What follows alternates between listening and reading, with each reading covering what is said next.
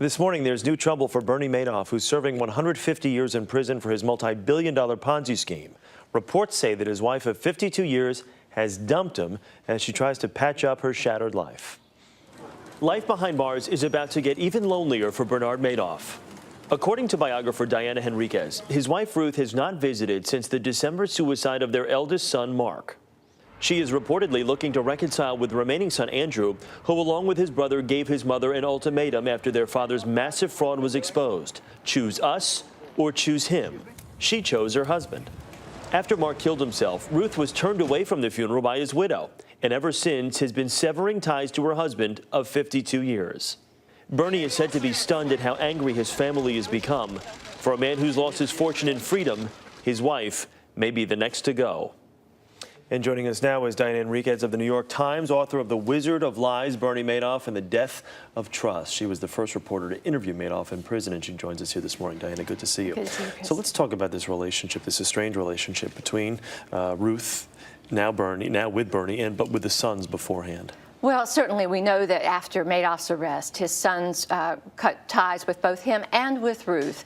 Ruth decided to stay with him, and as I note in my book, her friends believe it was because she just had so much compassion for this man that she fell in love with when she was 13, married when she was 18. It was a 50-year romance, and she simply couldn't leave him. But for all practical purposes, Chris, the Madoff marriage was split apart by that 150-year prison sentence that will keep Madoff behind bars for the rest of his life. So my sense is that Ruth is now focusing all her efforts on rebuilding a relationship with her surviving son, Andrew, and her grandchildren. Is this something she did at the request of Bernie, or is it something she did on her own? My sense is that Bernie wants Ruth to do whatever she must to rebuild her life, even at the expense of their obviously limited time together. He cares very much about her, and I think wants her to have the comfort of her family in the years to come. Now, Andrew has basically sworn off his mother for the past few years. The other son, Mark, committed suicide, like you mentioned. Will Andrew now welcome her back? We're going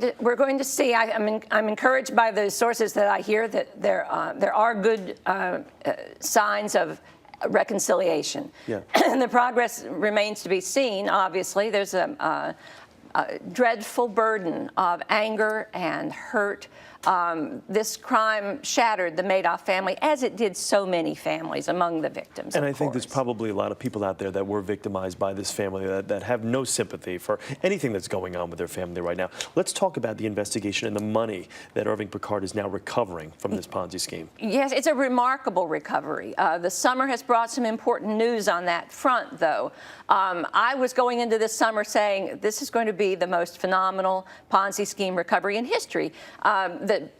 Trustee Irving Picard is on track to potentially return victims up to 50 cents on the dollar of their out-of-pocket losses. Now, obviously, you can't rebuild the shattered lives. You can't recover the homes that were sold and the college educations, but in Ponzi scheme terms, this is a phenomenal recovery if he only gets 50 cents on the dollar. So that was the good news, and he landed another $1 billion settlement, out-of-court settlement, just a few weeks ago, which was another big gain for him. But then, in recent weeks, a bad setback on that front. More to come, I'm sure, but still getting 50 cents potentially on the dollar back, so much better. Like you said, normal Ponzi schemes, it's only about 5 cents. If you're lucky, This is amazing. All right, Dana, thank you so much. Good to see you here this morning.